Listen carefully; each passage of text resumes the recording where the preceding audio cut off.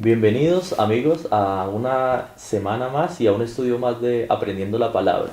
Este estudio es muy especial porque precisamente les voy a comentar que esta semana ha sido una semana de muchas emociones y de muchas ocupaciones y también de mucha oración al Señor, no solamente por parte mía, sino por parte de ustedes, porque muchos de ustedes me han ayudado a orar esta semana. Y es precisamente el motivo de oración, el que les quiero agradecer, ¿cierto? Porque muchos de ustedes saben que esta semana nació mi primer hijo, que se llama Luis Gabriel Smith, y también fue algo que nos llenó de alegría, pero también nos significó pasar por una prueba, ¿cierto? Como muchas veces lo hacemos. Pero yo sé que ustedes me ayudaron a orar y por eso quiero agradecerles por aquello, por ese gesto de orar, y también agradecerles de tal forma de contarles de que todo ha salido bien y de que ya él prontamente va a estar con nosotros acá en la casa luego de salir de su tratamiento. Así es de que el Señor contesta las oraciones, lo ha hecho en todas las épocas y lo sigue haciendo ahora, y por su voluntad pues nos ha ayudado a recuperar la salud de él y básicamente a que salga bien él y la mamá.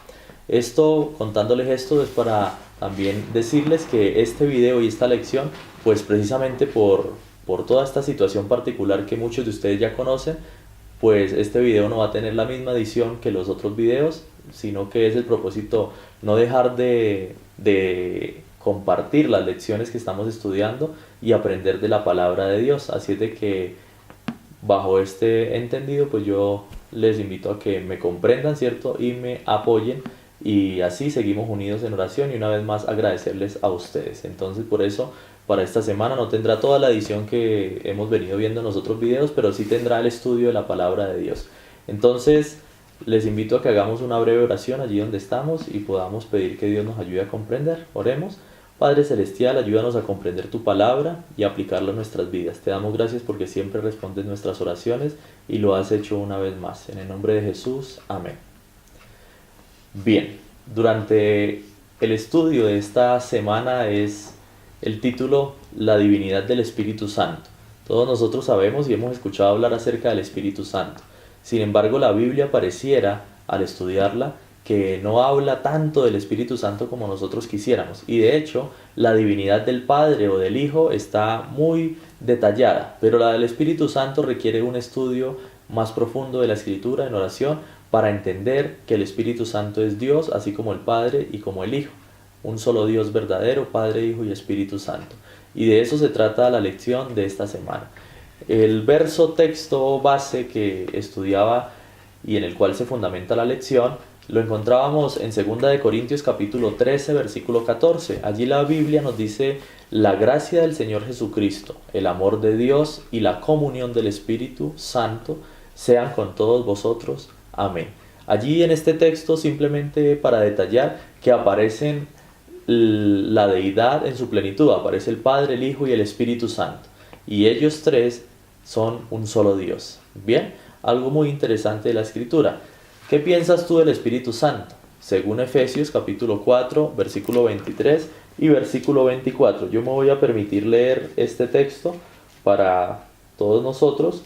Vamos a ir a Efesios capítulo 4, versículo 23 y 24. Y aquí en la Biblia nos dice lo siguiente: renovad la actitud de vuestra mente y vestíos del nuevo hombre, creado para ser semejante a Dios en justicia y en santidad. Entonces, en primer lugar, nuestra actitud mental debe ser renovada. Y si eso hacemos, pues vamos a llegar a una comprensión mayor de lo que la Biblia nos quiere enseñar. Así es de que es la invitación para que nosotros abramos nuestra mente al entendimiento del estudio de la palabra. ¿El Espíritu Santo es inaccesible? Podría ser una pregunta que nos hagamos, y vamos a responder estas preguntas con falso y verdadero. Según San Juan capítulo 14 versículo 17, ¿será que el Espíritu Santo es inaccesible? ¿No podemos llegar a Él o sí podemos llegar a Él? Miremoslo en Juan 14, 17.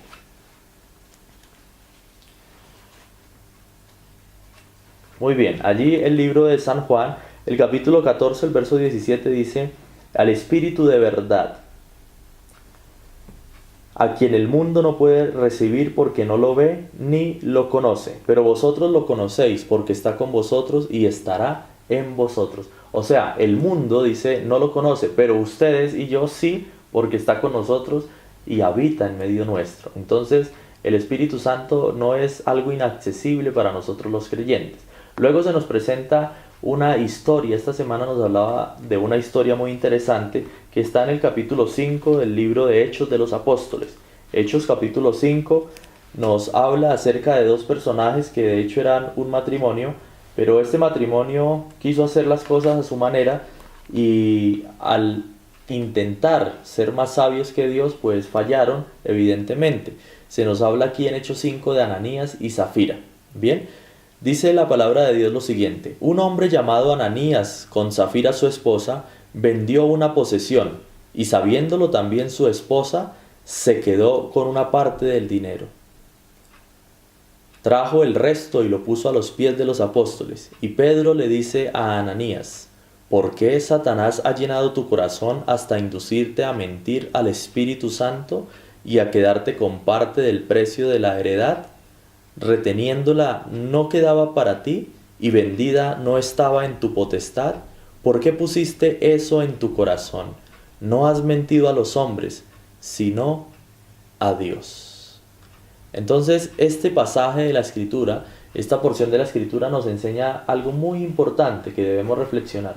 Cuando Ananías y Zafira, los dos, venden su posesión, ellos no entregan la totalidad del dinero a la iglesia. ¿Por qué hacían esto? Porque esta iglesia primitiva y apostólica acostumbraba a tener todas las cosas en común. Ellos eran como un solo cuerpo de creyentes y eran como una familia. Y esta familia, un día, Ananías y Zafira vendieron una propiedad que estaba prometida para contribuir a la causa de Dios, pero ellos no entregaron la totalidad del dinero producto de la venta de esta propiedad. De tal forma engañaron a Dios. Y engañaron a Dios precisamente en la persona del Espíritu Santo. Dice que ellos mintieron al Espíritu Santo. Por lo tanto, engañaron a Dios. La deducción directa es que el Espíritu Santo es Dios, según este texto y según este pasaje. Y de paso, pues solamente se le puede mentir a un ser que tenga conciencia y que sea razonable, ¿verdad? Por lo tanto, el Espíritu Santo, ya de aquí podemos deducir también que no es una fuerza o no es un objeto inanimado, sino por el contrario, es Dios mismo. Y ellos intentaron mentirle a Dios. Evidentemente no pudieron y sufrieron una negativa consecuencia. Cuando el pecado es quitado del vacío por el Espíritu Santo, es ocupado. Cuando una persona quita el pecado de su vida, entonces el Espíritu Santo viene a llenar ese vacío que deja el pecado, que ya no existe en la vida de esa persona. Por lo tanto, de esta manera, Dios viene a suplir las necesidades y a cubrir ese vacío. Aquella persona que deja una vida pasada, que renueva su vida, entonces es una persona que ahora ya no está del lado del pecado, sino que está del lado de Dios. Y cuando eso sucede, el Espíritu Santo llena ese vacío, y lo hemos experimentado muchas veces cada uno de nosotros. Cristo dio todos sus dones en uno. Esto también nos enseña esta lección. Cristo da todos los dones espirituales en uno solo, y ese único don, según 1 de Pedro 1:2, es el Espíritu Santo. Entonces es algo maravilloso. Si poseemos el Espíritu Santo, su presencia, la presencia de Dios mismo en nuestras vidas, hemos de poseer todos los dones, por lo menos potencialmente. ¿Será que la verdad, será que la sociedad y la cultura determinan el carácter? Pues bien, según Tito 3, 4 al 6, podríamos decir que esto debe ser falso. La sociedad y la cultura no pueden determinar el carácter nuestro. El carácter nuestro como cristianos debe ser determinado por los principios bíblicos y por lo que el Espíritu Santo ha enseñado mediante la palabra de Dios.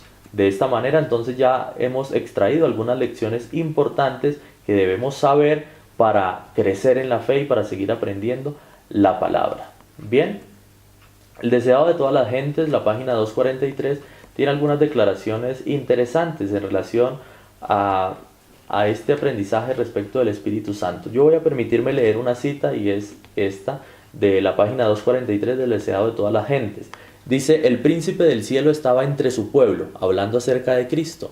El mayor don de Dios había sido dado al mundo.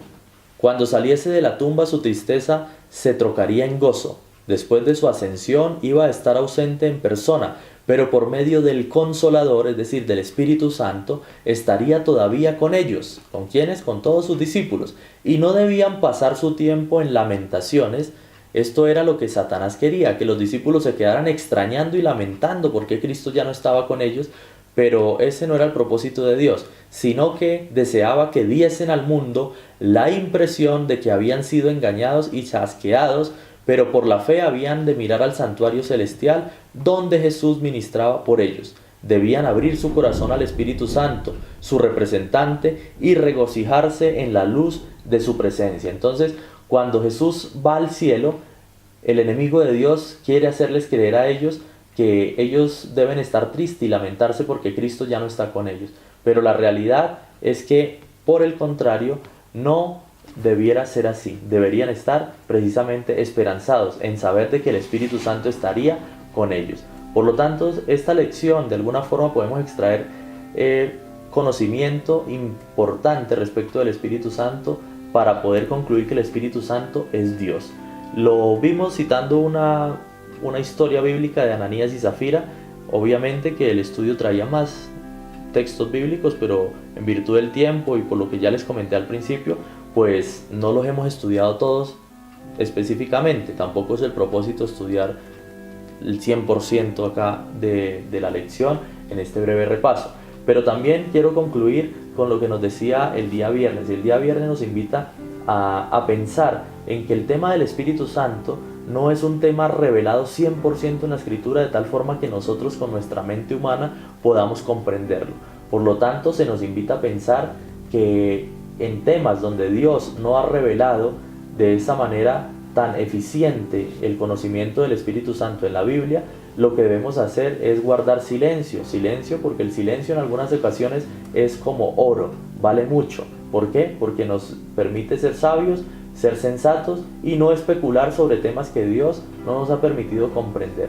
Lo que comprendemos es que el Espíritu Santo hace una obra maravillosa en el plan de la salvación, nos lleva a Jesucristo y Jesucristo nos salva. Por lo tanto, recibamos al Espíritu Santo en nuestras vidas, pidamos su presencia como Dios mismo, como el Espíritu Santo, porque Él nos puede dar la victoria sobre el pecado.